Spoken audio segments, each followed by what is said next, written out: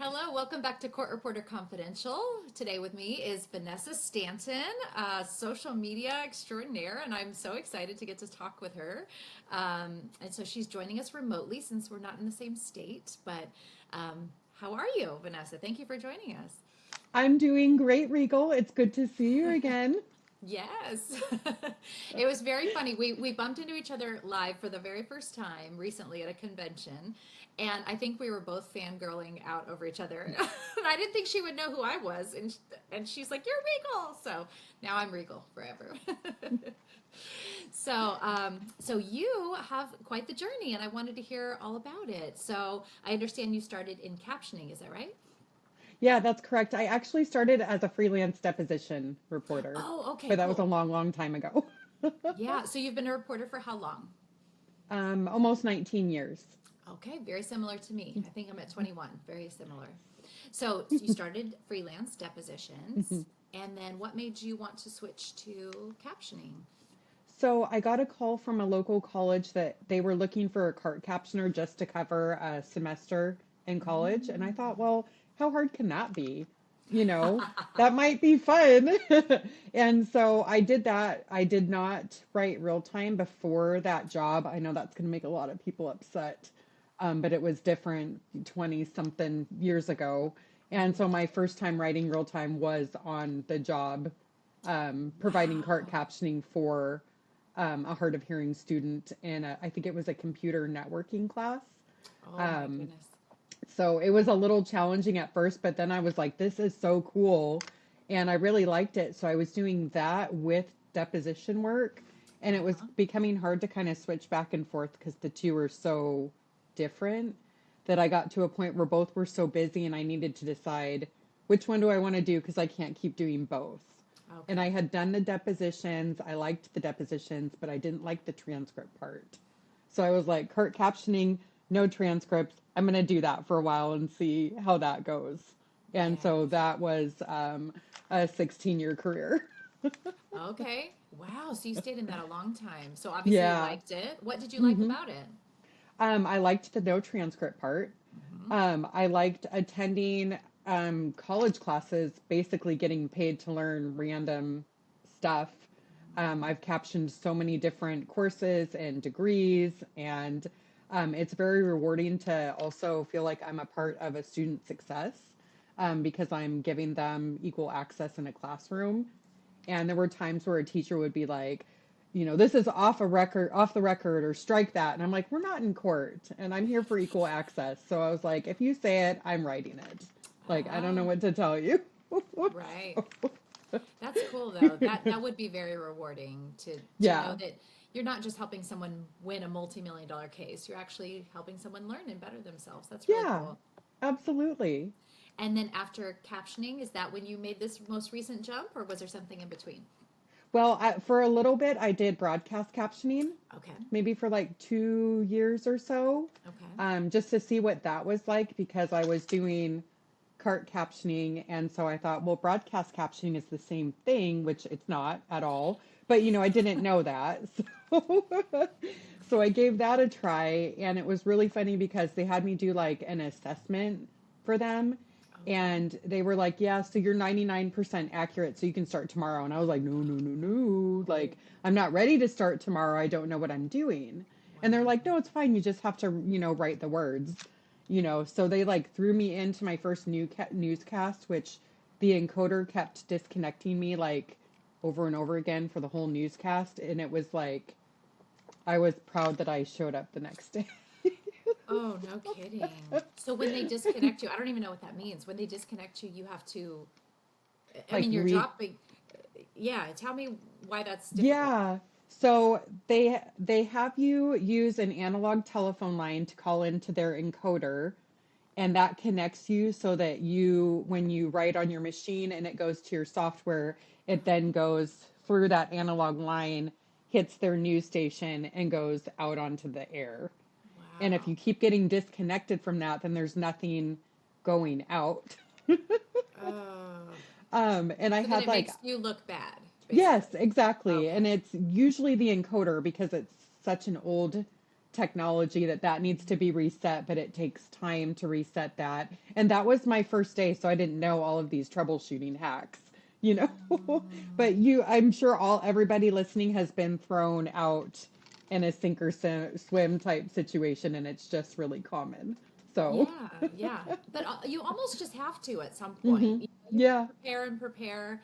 And, there are two types of people in the world, I'm convinced. There's the jump in and figure it out people, and you don't have so much overwhelming stress about that. And then there's the, no, I have to ask every question, know every answer. But at some point, you still have to jump. So Hmm. it is tricky. Yeah, you do. Okay, so you did broadcast captioning, and then now you are doing what? I've heard about it on your Oh, social yes. media, but it's so cool. And now I'm an official court reporter. So Why I not? might as well, you know.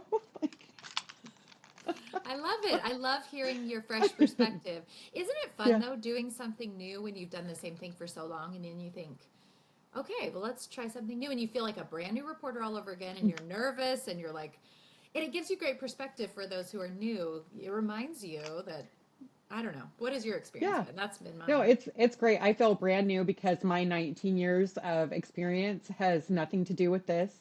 Yes, I can write the words, but I don't know what to do after that and with all the process and the procedures and the formatting of the transcripts and that sort of thing. And so I'm just learning as I'm going, and it's really refreshing to have no idea what I'm doing. Ah, I love that you embrace that and you're like, no, it is what it I is. have this courthouse is amazing. There are a lot of court reporters, so I have a lot of resources at my Good. fingertips, which I feel really fortunate about. And I have a judge and a judicial assistant that really have my back in the courtroom, which makes my job so much easier. That's So, amazing. So you went straight into your own courtroom. You didn't have to float too much, huh? no, this was, well, I can go into how it happened if you want, because Sure. it was not my intention to ever work in court, Oh but here yes, I and I am. think yeah, and I think you said on your video that you were just Yes. trying it temporarily, and then they asked you, and you were like, "All right." Did I Yeah, summarize that right? yeah, well, yeah, I have a friend that works at this courthouse as a court reporter, and I Okay. was like, "Hey, are you still working in court?" And she was like, "Yeah," and I was like, "Can I come sit out with you for a day? That would be so fun." I've never worked in court. Like, I could sit out with you, we could catch up, we could spend the day together. Like, it would be so fun. So now And so you're I went, coworkers. yes, I went and I sat out with her, and it was fun, but I was like, I don't think this is for me. And then she had messaged me and said, oh, well, there's a newer judge that came on that doesn't have a court reporter yet because we've had court reporters retire. And, he got approval to have you come sit in his courtroom for a week. And I was like, oh, a week is fine. Like, I can commit to a week, you know. Gotcha. And here we are. So Here we are. And here you're we loving are. it. I'm You're loving it. I'm loving it. My first day on the job, 1 hour into it, I got asked to read back. And that was terrifying because the last time I did read back, I had paper steno notes on a manual wow. machine. So it was like it gave you like a minute to compose yourself looking for it. And now it's not like that anymore because it's right there. It's instant. But at least it's in It's right there on the English and not screen. steno. Yes, yeah, that's true. And So I yours is got probably that so out of the way. clean. I was lucky. I was flustered, so I probably read back like a few paragraphs instead of just the last question. And at the end of the day, the judge was like, "So, when I ask you to read back the last question, you only have to read back the last question." And I was like, "Okay." You're like, sorry. So I was so proud. Like the next day when I got asked to read back, it was just the question, and I was like, you know, Giving him a winky. Yeah. got it. I'm coachable. See, I'm Yes, coachable. yes. So, what skills from captioning have been helpful to you as an official? I mean, I can guess, um, but I want you to say. I would say the real time. Writing real time for so long and being a clean writer for so long. I only write real time for my judge, and not an entire room full of people, which is different. It's just one person. But having the clean writing has made transcripts so easy for me. Yeah. Because I can compare. back when I was a brand new reporter a year or two into it, and what it took me to get those transcripts edited. And it's a completely different Right. situation now. And so I got very excited because I have a friend that's a court reporter that's proofreading my transcripts right now for me because she wants to make sure everything is perfect, which I'm like, okay. Perfect. And she sent me back like the first transcript, and the like I almost cried because there was like nothing really wrong. So it Wow. was like, are you kidding me? It was just like formatting things that I don't know, like when an exhibit is admitted, you do a parenthetical, just stuff that I don't know because I've never worked in court before. It was just stuff like that. And then like punctuation, I like to use a lot of commas. So I'm going to have to Mm. contain myself. But, I was like, really? That's okay. I can work with that. So, Truly. That's wonderful. So that whole, that was the benefit of you doing captioning, right? You didn't have the transcripts because you're probably thinking back to how awful it was and how long it took you in the mhm. beginning. But Yeah. now you're like, oh, this is doable because Yeah. writing clean makes all the difference in the world. It really does. It really does. And then I did have to get into the habit again of interrupting, which as a Ah, captioner, we don't do that. We're there for equal access. We're not making an official record. And so if they're going really fast, we're just holding on for dear life and just doing the best we can. It's not like that in court. You have to stop people. yeah. And so there are days that my judge and I spend the whole day reminding people to slow down. And it's just how it goes. And there's that understanding there that and for me, I like to have that in the record that this is how many times I tried to slow people down. I don't, there's nothing else I can do. So Yeah. if it's in the record, I feel okay, like I did everything that I could. Right. Absolutely. And I love that your judge is supportive in that and also wants that for you, Yeah, absolutely. which you would think most would be, but there are a few that just don't want to be interrupted and they are dodgy about it. But that's fine. Yeah, yeah, absolutely. Yeah. Either way, you want to protect yourself and put that in. That's Yes. great. Yeah. So let's talk about social media. Okay, so I'm new to this game, and you have been Okay. around. I don't know how long you've been making videos, but I feel like one of the OG. But I didn't. Can I confess something to you? I Hmm. did not follow, or I didn't watch a lot of your videos before because they were so focused on tech. And I have such an Oh, aversion to tech and keyboards. I'm just like, I don't understand anything she's saying, but it sounds like she's passionate and so cool. But but now that you're talking about court reporting stuff, at least the ones I've seen, I'm like, oh, I can get on board with that. So I'm totally following and like listening to everything you're saying. I've had so many people say that to me, like, "Oh, I loved your stuff, but now I'm very interested." And I'm like, "Well, okay." But I want to tell you that I am sure that you had a huge impact in recruiting people, like tech people. I don't know directly, but I really think that all those kids on Plover and fiddling with right keyboards and things, they're probably like, "Hey, I could do court reporting too." And who knows what an impact you've had? It's got to be big. That would be amazing. That was well, my initial goal was I only had 11 followers on TikTok, so nobody was gonna ever see my stuff. And so that was my first goal. And then my goal changed to, well, if I could get people interested in at least trying it out, that Yeah. would be okay. Yeah, So yeah. Well, it's cool. Your passion, you get on and you're so excited, and it's so much fun to watch. Obviously, we've taken a different route with our goofy little videos, and it's so fun though. I mean, I have some too. I had the shark costume and did baby shark on my machine. I mean, oh, I've had fun fun. stuff too. Yeah, gotta Or keep it cringy, interesting. whatever you want to call it. So, yeah, you got to have fun with it. Yeah, yeah. My kids definitely think I'm cringy, so that's Oh, okay. yeah, yeah, yeah. I'm fulfilling that for them. I'm told I'm cringy, but I'm cool cringy. So apparently there's Oh, different levels of oh, cringe. I don't know. okay. Well, that So, makes sense. How much feedback do you get from your followers and from your social media? Do you get a lot of comments, a lot of questions? so that can get kind of interesting with TikTok. If you go on to the FYP, the For You page, you're out there for everybody. And so it's everybody, it's all ages. So I just assume when the hate starts coming in, it's a 12-year-old because it just makes it easier to deal with it that way. So I'm like, it's just a kid. But Oh, that's okay. when like things get really interesting in the comment section is when it goes out. And those are when like it goes gets big. There's, hundreds of thousands of views. And then the comments come in, and that's where it comes in like, AI can do this. How are you so important? Why don't you use a regular keyboard? I can type faster than you on a regular keyboard. Oh, Why is this a thing with all the technology? You're going to be replaced by AI. You're going to be replaced by AI. Did you know you're going to be replaced by AI? You're going to be replaced by AI. In a year, you're going to be replaced by AI. So I just do my best to just educate as well as I can. There's people that get it, and there's people that don't, and I have no control over that. I just have control over what I put out there. yeah. So Well, I love your perspective about just imagining them as a teenager who has no idea what they're doing. That's yeah, perfect. Because absolutely. honestly, they obviously don't know what they're doing if they're, Yes. yeah, it's okay. Yeah. I had one video where I picked a slower speed for a working reporter, let's say like 180.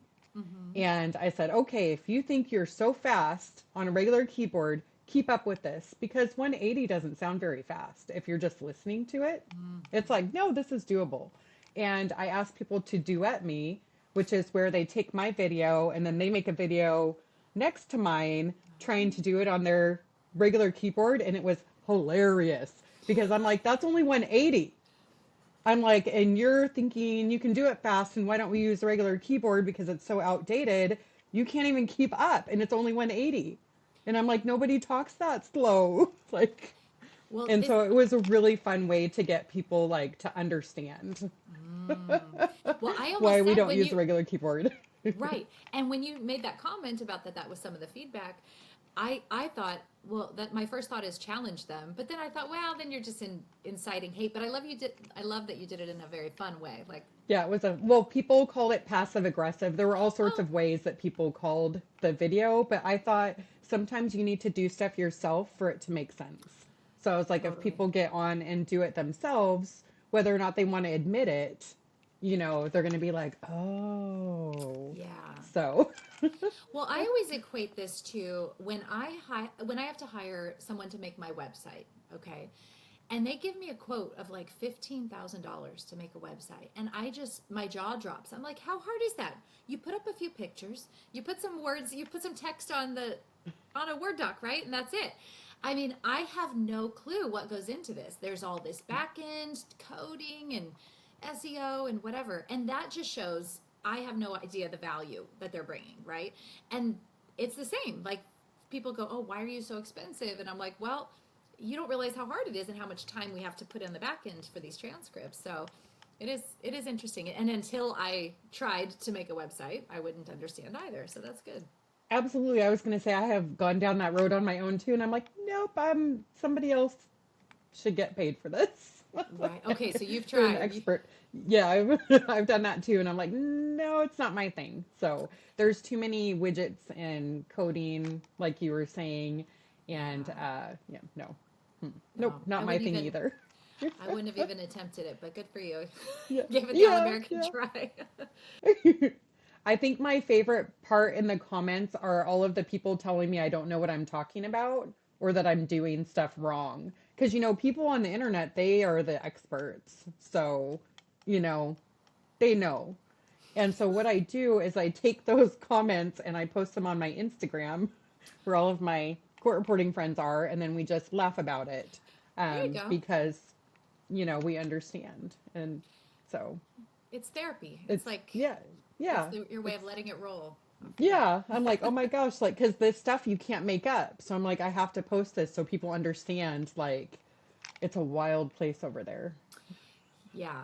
Out in the internet, the Out ethers. on the internet, it's a wild place out there. Oh my goodness. Yeah. Keyboard warriors, as we call them, right? Yes, absolutely. 12-year-olds. 12-year-olds, yes. That's their education level. So let me ask you, just because, okay, well, how fast have you tested? Are you like an RPR? Like, because you're a clean writer, and as am I, but I'm not always the fastest. But I'm so curious, at what level did you get to? And then I want to talk briefs. So I got to 225 in school, Cool. and my state, I think, is only like 200 words per minute. Hmm. And I don't have any NCRA certs. Nice. But you did get to 225. I couldn't even, I was barely 200 when I got out of school. Okay. So I Okay. had to increase some afterwards to kind of be able to keep up with folks. So that was good that Yeah. you started off at that. Because, I did take a very stroke intensive therapy theory. I do need therapy as well, but theory. And so I didn't brief a ton, and I've had to learn how to do that later. So I am just a sponge when it comes to briefing. And I'm curious, how much do you brief and what are your favorites? My first question is, which theory are you using? So I'm the Gonzalez Walsh Okay. something, but it's very close to STENED from what I understand. So, Okay. I was just curious because I use Phoenix and I was always told it's very stroke intensive as well. okay. And so it's a very phonetic. And so I don't use a lot of briefs. Okay. So So even still. even still, so I think I'm picking stuff up like preponderance of the evidence, like jury charges coming back to me. I'm like, oh yeah, ladies and gentlemen of the jury, stuff Mhm. like that is coming back to me. But for the most part, I don't use all of the briefs that I used were in like heavy tech content, which I'm not Right. doing anymore. If I ever have a tech expert, like that will be my flex. But for now, Ooh, like I'm not using, I'm creating briefs as I'm going along right. for stuff that's coming up over and over and over again. But for now, I'm still writing a lot out. Yeah. Yeah. What software are you on, if you don't mind Case me asking? Catalyst. Okay, cool. Because I believe Case and Eclipse both have sort of a brief suggestions, brief it, right? That pops up and helps you come up with something on the fly if you're Yeah. struggling. Yeah, I've started to use that as a captioner. We had to disable all of that stuff. And so Really? there's tons of things that I have forgotten about within my software that I'm becoming reacquainted with now. Oh, well, good, because that is one of the So, best things that ever happened to cat software. That and the whole real team or yeah, connection magic is what it's real called. team is really neat. I helped my court reporter friend. She was doing dailies and I jumped in there and helped her edit. And I was like, Wow. this is so cool. I was like, this is really cool. It's really cool. Yeah. It's very cool. Yeah. In fact, I got to use Case Catalyst and Real Team last week. I was on a cool sports live press conference thing. And so, yeah, it was really neat that I'm watching her edit it and add things to our job dictionary, which was really cool because there's a million names and they're making nicknames for these folks. I put all their names in, but then they're calling them all kinds of other things. So, and you're Yeah. right. I mean, what good is preponderance of the evidence in that situation? So you kind of Yeah, have to make briefs absolutely. based on your situation. Yeah, absolutely. So I'm Yeah. sure I'll come up with more as I get a little more settled. Every day I feel like I'm getting a little more settled Yeah. into my place. Well, But that's a good point. You don't want to take on too much and change too much all at once. yeah, That's too much. yeah, absolutely. Yeah. And sometimes I'll Absolutely. just do like one new brief a day and I Oh just focus yeah, and yeah. listen for that one word or Hmm. yeah. Yeah. Yeah, absolutely. Have you ever heard of Ron Cook's mirror method? I have because I usually attend his seminars whenever he's presenting somewhere that I'm at. Have you ever tried to think if that would be for you? Because I took it on years ago and it is so cool. But it's only if it clicks in your brain because it's a whole different Right. thing. I think I've tried to make it click and I go to his talk every time he gives it and it's still maybe next time it'll stick. So, No, but it's like briefing, right? You have to, if it yeah. doesn't stick, then it's not for you. And that's Right, right. totally fine. It did create more conflicts for me Oh, okay. Okay. because some things over here is, I don't know, it's a phrase, but then it's also a separate word and it creates a little bit of a conflict. But because they're Yeah. so different, my AI can, or not AI, but whatever you call yeah, artificial intelligence, I believe, inside of the cat software. Um, but anyway, Yeah. that's a No, really neat, totally get it. yeah. Yeah. So let's see. Let me ask you about the future of court reporting since you're very Okay. tech forward and having to I don't know, debunk a lot of these haters. What excites you the most about our industry and about the future of it? So for me, it would be the little Steno keyboards that the little Plever community have created that have made learning stenography so much more accessible than trying to find an actual steno machine that we all know, even used, can be very expensive. Yeah. These little steno keyboards, you can get them as cheap as $50, and you can learn Plever for free, and the software is free, and so you can learn it putting in $50 or $100 in your time. And that gets me super excited. And I'm even more excited that NCRA has now made that an acceptable form for testing. And so you can take your little Steno keyboard and your Plever and you can test and get NCRA certified using that. Really? And I feel like that just got rid of a bunch of barriers for people entering our profession. And so I'm very excited and I hope that people take advantage of that. That was the most exciting answer for me because I knew that they were making little practice keyboards, but I didn't realize that they could actually be used and tested with. The reason that I'm excited about these keyboards personally is because I'm a state leader for California, and somehow NCRA was like, oh, she'll be the one to be the contact for our A to Z program in case anybody needs a machine in California. So I'm happy to do that, but we only have a few, and you're right, they're hard to get our hands on. The few that people donated out of their basements or something, I mean, spider webs and ink spilled everywhere. I mean, they're just in terrible condition. And so it's kind of like, is it worth resurrecting? And then when I realize I can purchase these or just direct them to purchase something and it's affordable, that really does open the gate. That's cool. Yeah, and I always say something whenever I'm at a seminar that talks about how they need more steno machines because I will never understand why we are sending potential students a 400 SRT or an 8000. Why are we sending dinosaur outdated technology? Some of these don't even connect to your computer anymore because they're so outdated. And I don't understand why. And I just ask why when there are these little keyboards for $50 or $100 and we can get those and we can give them to the students and give them Clever for free and have them learn and not be on a 400 SRT. I just don't understand with the new technology why we're so stuck on these really old machines because I don't see what the appeal would be for a younger person, to be honest, to get this 400 SRT that you can't do anything with. Like, Yeah. why pursue this career? You Right. know, I would think the feeling would be different. No, with the $100 um, keyboard it is is probably it is different, but I still think it's better than a 400 mm, because it's so old. Like, let's at least give them some new stuff. And there are people who have switched from, they call our machines lever machines. oh So there are yes. people that have switched from the steno keyboards to the lever machines when they're getting close to exit speeds. And as Uh-huh. far as I've heard, there haven't been any issues with that. But I Oh, just think it's a great place to start, is all I'm saying. Like A to Z, it's a great place to start with these little keyboards instead of sending these really old machines that don't do anything, that don't and they work. and they weigh 1,000,000 pounds, so They to do ship weigh a million them pounds. is crazy. Yeah. And I just think it would be more beneficial if A to Z students could see their steno on a computer and see what they're Yeah. actually doing and what they're pressing and that sort of thing. Yeah. Very true. Very true. So, do you mentor students ever or new reporters? And if so, what words of wisdom do you normally give them? Let's share.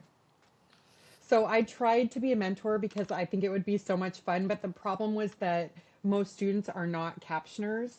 And there's that disconnect, and me only having 2 years of deposition work like decades ago, I can't help answer any of the questions. I can't give any advice on any of how transcripts are formatted, what to do in this situation, that situation. So I was actually not any help. And so I backed out of that spot and just decided like TikTok's my place. I'll just do TikTok and that will be how I help people because I'm like, I 100%. can't really, I mean, I can help if you're in speeds like, don't give up, don't compare yourself to others. We all learn at different speeds. If it takes you 4 years or it takes you 2 years, like you're still going to have a great job and a great career and a great pay. The time, don't focus on the time. It's not something you want to rush. You want to have a solid foundation of your theory and, that sort of thing. I can help in that aspect, but all the other stuff I can't. I couldn't, but now, I mean, I don't know what I'm doing, so I still wouldn't be very helpful right now. So Someday, maybe someday you will. someday. Someday. That's amazing. Well, let's see. Would you recommend students or new reporters go straight into captioning, or do you think they need experience in the legal world first? So that's a great question. There is this misconception that you don't have to be that good at real time because you're just paraphrasing and it's okay if you drop words and you don't need to be verbatim because it's captioning and it's not an official record. And let me tell you that the people who rely on captioning know when you're a shitty captioner and they know when you're dropping tons of words and when you're crap. And it really does a disservice to the people that rely on the captioning. And so I just had to get that out there because I don't know why there's this misconception about that. But you need to be, I think the industry standard is 98.7% accurate, and that's raw. That's unedited because we can't edit. We can't go back and edit later. It is what it is when it goes out. So I like to think that you need to be more accurate than 98.7%, but I think that's a good starting point. And so in order to be there, we only are as good as our dictionaries. So you need to have a really good dictionary and you need to be watching your writing and you need to be entering words into your dictionary and building that because the better your dictionary is, the better your real time is. And so there are those people that come out of school and they're writing 99% accurate and they have an amazing dictionary. I mean, those people exist. So for those people, yes, come on out and be a captioner. Then there's people like me that didn't write real time and came out and just, I mean, I did okay, but I got lucky. I got lucky that I ended up being, good at it. But it needs to be verbatim. There are times where we do have to paraphrase because we cannot slow people down. So when they're, reading something at 300 words per minute, we're hanging on for dear life and doing the best that we can. So in those situations, yes, but the rest of it's unacceptable. It needs to be verbatim. Yeah, and I don't know how you would ever be 99%. Like you said, there might be some unicorns out there, but because Yeah. dictionary building does take a long time. Like when I got out of school, I think I needed 18,000 words in my dictionary, and now that's a joke. I mean, now I'm 200,000 or 100 and something thousand. I don't know. So there, it's just not possible to have your dictionary ready usually right when Yeah. you get out, and that's why I asked because I mean, to be that good at real time and know your own writing already so Hmm. well, Yeah. and yeah, that's tricky. So Yeah. I would worry because I wouldn't want, there's a chance that you get somebody that's never had captioning from a human before, and then you're that high speed student that has no business doing real time, but somebody wants to fill a spot and was like, no, go do this job. And it's not any fault of the high speed student because, I've been there before too. But it creates a really bad situation and a really bad reputation for cart captioners. and quality is the name of the game, right? Right, right. Yeah. Tell us your handle again, your hashtag handle. On Instagram, it's Miss underscore stenographer, and Okay. TikTok is Miss Steno or Hanty. Yeah. And how did that come about, by the way, just for kicks? Okay, so my niece, who is almost 19, when she was learning how to talk, she added an H to auntie and it just stuck. And I never corrected her because it was really cute. And Oh. then her sister did it, and then my nephew did it. And like, she's almost 19. They're all, older, and they still call me auntie, and I'll never correct them. Oh So, no, absolutely not. so, I thought and so I thought maybe you came up with like hot auntie your name or Oh, something. I that I didn't love know. that so much. That's so funny. And that was for my Musically account because I don't know if you ever used Musically, but No. my niece and I would make lip syncing dancing videos on there because that's what Musically was. And Oh. so that's why I had the 11 followers. They were her friends. and then it switched to TikTok, and then I made a Steno video, and then it got a lot of traction, and she went in and like locked down my account and like took videos out and made things private because she was so embarrassed. She was like taking her 11 followers off. She was like, nobody I know can see this. That is So so I funny. kept everything how she had it set up. I see. That's cute. That's so cute. Well, thank you so much for joining Yes. us. I I feel love your honored. content. Keep doing it. Well, So your thank you. content's great. Thanks. I have a young hip social media person because otherwise I would never be able to know what's trending or anything like that. So I hope It's we. great. I enjoy it. It's a lighter side of the internet. So Yes. I like Gotta have that too, it. right? Yes, absolutely. Well, thank you so much. And You're welcome. for our followers, thank you for joining us again. And we hope you'll like and subscribe and see you on the next episode. Thank you so much. Bye.